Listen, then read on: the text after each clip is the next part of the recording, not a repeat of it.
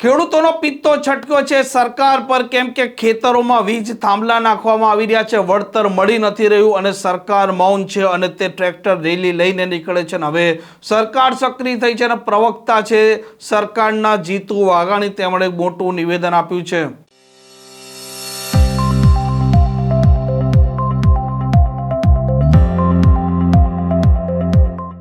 નમસ્કાર, આપ જોઈ રહ્યા છો હોટલાઇન ન્યૂઝ અને હું છું આપની સાથે તોફિક ગાંચી. ગુજરાતના જે ખેડૂતો છે તેમના ખેતરોમાં અત્યારે અલગ અલગ પ્રકારની સમસ્યા છે. કોઈને MSPની માંગણી છે, તો પછી કોઈને તેમના ખેતરો છે તેમાં આ વીજ થાંભલા નાખવામાં આવી રહ્યા છે, તેનું વળતર નથી મળી રહ્યું તે માંગણી છે. તો કોઈનો છે તે ખેતર છે તે કોઈ જગ્યાએ કપાતમાં જાય છે અને તમામ માંગના સાથે આ ખેડૂતો ગાંધીનગર તરફ કૂચ કરે છે ટ્રેક્ટર રેલીના સાથે. અને જે પ્રકારે આ મામલો ઉપસ્થિત થાય છે તેણે સરકારની ચોક્કસપણે ઊંઘ ઉડાડી છે. કોંગ્રેસ અને કોંગ્રેસના નેતાઓએ આ રેલી નીકાળી હતી અને એકાએક આમ આદમી પાર્ટીના નેતા આ રેલીમાં આવે છે. હિંસા ભડકાવવાનું કાવતરું તેમણે ઘડ્યું છે તેવો કોંગ્રેસે આરોપ લગાવ્યો અને ખેડૂતોના જે પ્રશ્નો છે તેનું હજી સુધી કોઈ નિરાકરણ નથી આવ્યું. જો કે ખેડૂતોએ અલ્ટિમેટમ આપ્યું છે અને હવે સરકાર છે તે હરકતમાં આવી છે અને પ્રવક્તા જીતુ વાઘાણી એક મોટું નિવેદન આપ્યું છે.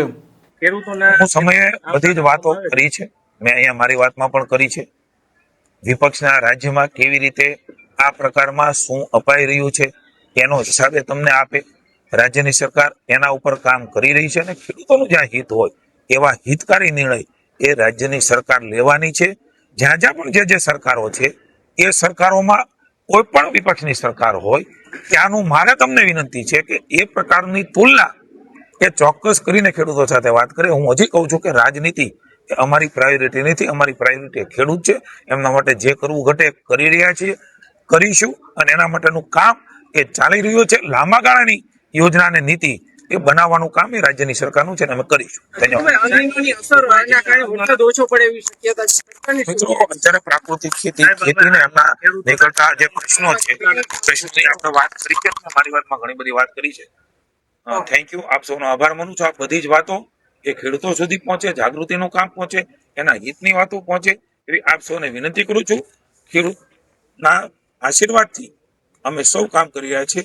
એ કણમાંથી બણ પેદા કરવાવાળા ખેડૂત એમનો પસીનો ક્યારેય એળે ન જાય એના માટેની ચિંતા એ રાજ્યની ભાજપની સરકાર. અંતિમ સવાલ ખેડૂતોને ભરોસો આપો છો? અંતિમ સવાલ ચોક્કસ મેં સાર્વજનિક કહ્યું છે, જાહેરમાં કહ્યું છે, ભૂતકાળમાં પણ અમારી જવાબદારી છે. અમે અમારી જવાબદારીમાંથી ક્યારેય છટકતા નથી અને મને ખુશી છે કે રાજ્યના ખેડૂતો શું કરે સમજે છે અને એના પરિણામો. કોઈ રાજનીતિની વાત નથી કરતો, આપ સમજો છો.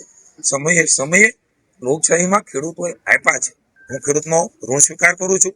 આ અભિયાન હોય કે સરકારની બાબત હોય કે સમાજની બાબત હોય, હંમેશા ખેડૂતોએ સહયોગ એ સમાજના હિતમાં આપ્યું છે. અને હું પુનઃ એકવાર કહું છું, સૌ ખેડૂતોને કહું છું, કોઈએ પણ કિંતુ પરંતુ મનમાં ભ્રમ રાખવાની આવશ્યકતા નથી. લાંબા ગાળાની નીતિ એ કોઈ પણને યશ અપયશ મળે એની ચિંતા ભાજપની સરકાર નહીં કરે. આ પ્રકારની નીતિ અપનાવીને ખેડૂતના હિતકારી નિર્ણય એ અમે લઈશું અને ત્યાં સુધી માની મુખ્યમંત્રીશ્રીએ પણ આદેશો આપ્યા છે. કોઈ પણ જે ખેડૂત છે એ અત્યારે એને જ્યાં પણ મુશ્કેલી છે એને પણ તકલીફ ન પડે એના આદેશો પણ માનનીય મુખ્યમંત્રીએ જારી કર્યા છે. આમ સરકારના પ્રવક્તા જીતુ વાઘાણીનું કહેવું છે કે ખેડૂતોના હિતનું જે રાજ્યની સરકાર છે તે વિચારે છે અને જે પ્રકારે ખેડૂતોનો અત્યારનો જે પ્રશ્નો છે તેને પણ અત્યારે સરકાર પોઝિટિવ રૂપે લઈ રહી છે અને તેનું પણ યોગ્ય નિરાકરણ છે તે સમય મુજબ પણ આવી જશે. આ પ્રકારના સમાચાર માટે હોટલાઇન ન્યૂઝ ડિયા ચેનલને લાઇક, શેર અને સબસ્ક્રાઇબ કરવાનું ભૂલતા નહીં. નમસ્કાર. આવા પ્રકારના વિડીયો તમને જોવા ગમતા હોય તો હોટલાઇન ન્યૂઝ ચેનલને લાઇક, શેર અને સબસ્ક્રાઇબ કરો.